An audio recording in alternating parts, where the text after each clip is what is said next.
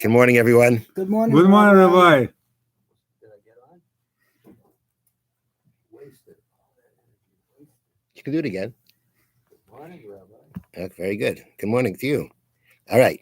We are learning Mishnah Shabbos, Perikid Beis, chapter 12, Mishnah Gimel, Mishnah 3.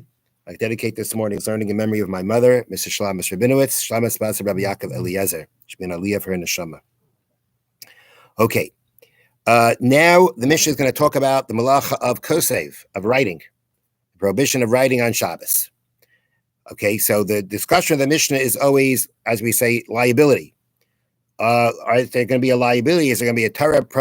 Is there going to be a desecration of a Shabbos on a Torah level that carries liability if you do it unintentionally, of a sin offering? If you do it on purpose, it carries death punishment. So if you write two letters, that's number one. It's got to be two letters. One letter is not considered a significant writing from the Torah. It's got to be two letters. We'll see soon why.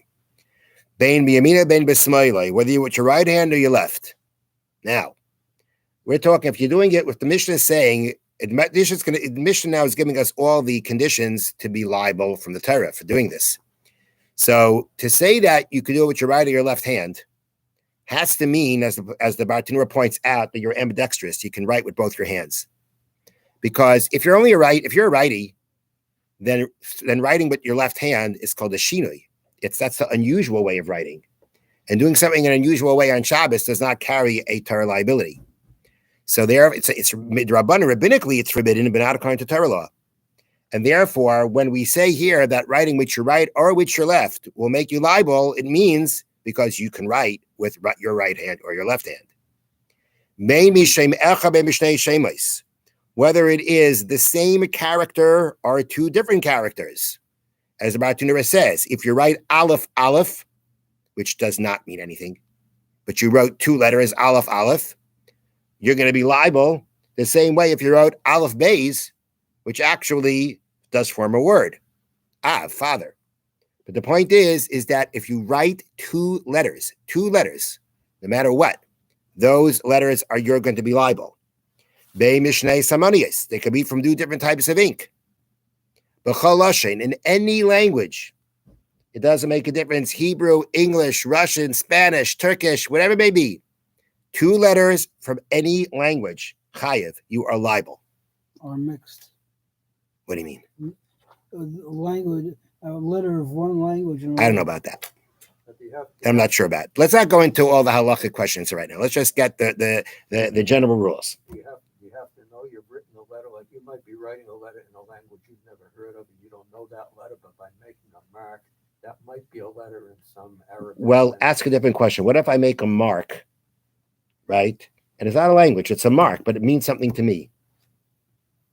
Okay, you're taking it further. You knew you were writing a language? You didn't know. Then if you don't know, then I'm not sure. Okay, now, but that's the point of the Mishnah. The point of the Mishnah is to be liable from the Torah for writing two letters. If you're ambidextrous, either hand, it can be the same character, two different characters, different types of ink, and different and in any language. The halacha is you're liable. Now, Amar Rabbi Yossi, the sage Rabbi Yossi stated,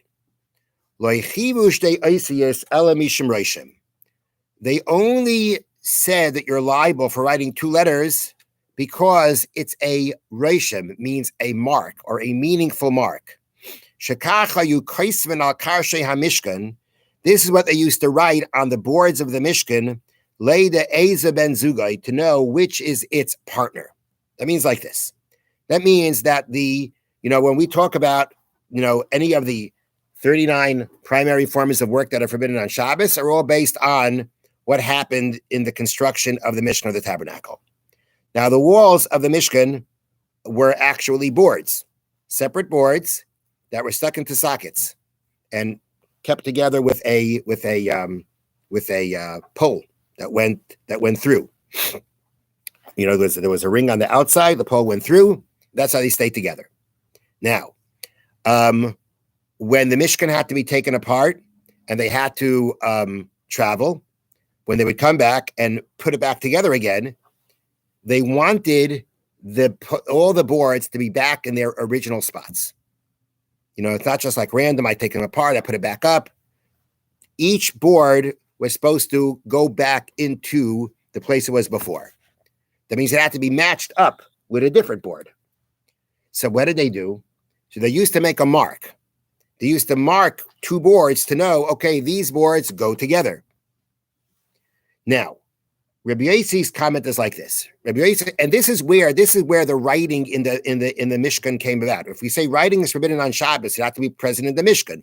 Where did they write in the Mishkan? Or where did they write in regard to the construction of the Mishkan? The answer is here. It was by when they would want to make sure that these boards can go back together, they would write on them on two boards to know, okay, these boards go next to each other, and then these boards go next to each other. This is what they did. Now, my understanding is, according to everybody, is that what they wrote on it was, they wrote Aleph on one and Aleph on the other.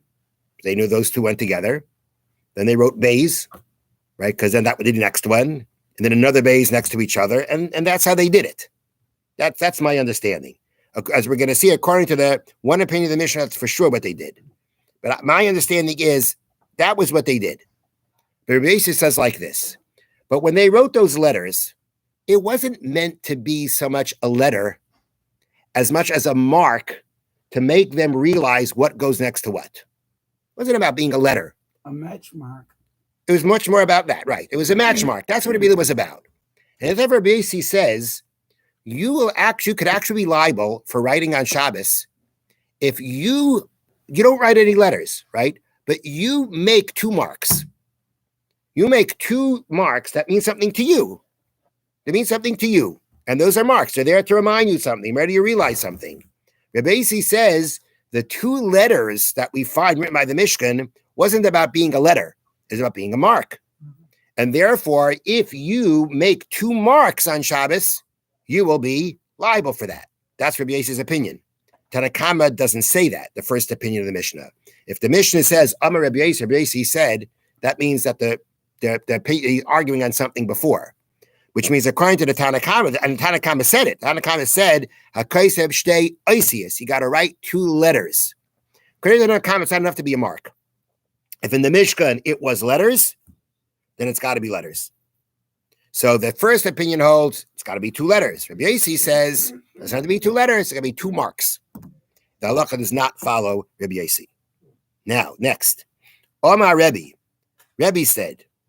Rebbe is the title, is whenever the Mishnah says Rebbe, or rabbi, it's referring to Yehuda Hanasi. Rabbi Judah the prince, the person who authored the Mishnah. Matzinu shem katan mi shem gadol. We find a short word that's part of a larger word. For example, Shem mi Shimon u'Shmuel. You have the word Shem, which means name, that's in the word Shimon, right? You have a Shin Mem there, and you have Shmuel. You have a Shin Mem there. Noach mi Nochar. You have a larger name, in this case, Nochar, but Noach, Nun Ches, appears there. Don mi Daniel. In the word Daniel, you have the word Dan. Dan is a name. Gad mi Gadiel, so too. Gadiel is a name. Gad is two letters out of that and also form a name. So Rebbe is saying like this. Rebbe is saying, let's say you intended to write Nochar. No, you intended to write Shmuel, right? And then you wrote the Shin and the Mem, which is the beginning of the name Shmuel, and you stop right there. Or in any of the other ones, you intended to write more than two letters, and at the end you only wrote, you intended to write, your plan was to write more than two letters, and at the end you only wrote two. For any reason. Whatever. The point is, Rebbe says like this, you may have intended to write a bigger word, but as long as at the end of the day you wrote two letters that make a word, then you're going to be liable.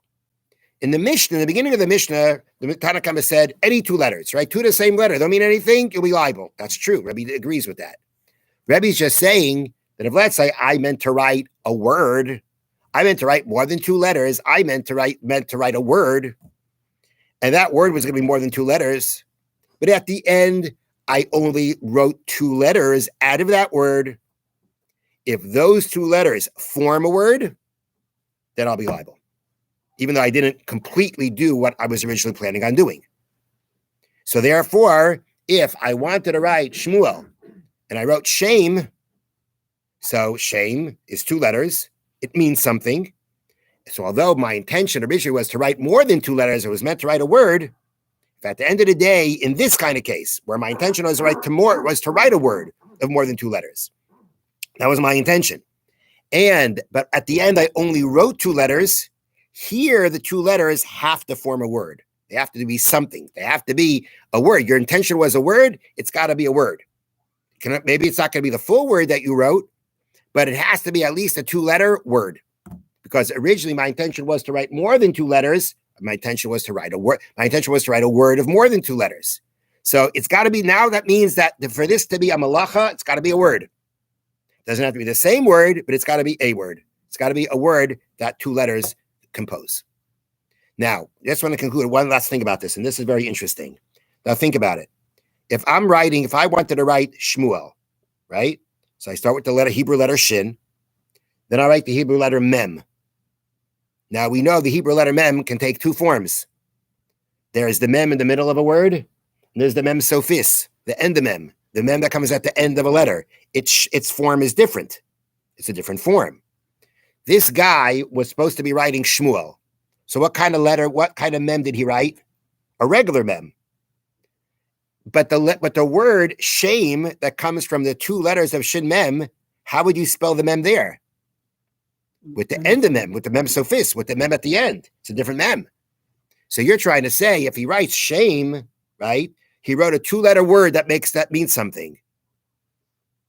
If he wanted to write Shmuel, that means he wrote Shin and regular Mem. That's not how you spell shame.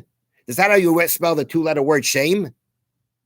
So what do you mean he wrote a 2-letter word? Not really. Not really. It's the wrong way to write it. He didn't write the word shame. That's not how you spell the word shame. Nonetheless, that was an example that Rebbe used, which means, according to him, that it doesn't make a difference. So they explain here on the bottom, based on the Gemara, that according to Rebbe would have to hold like this.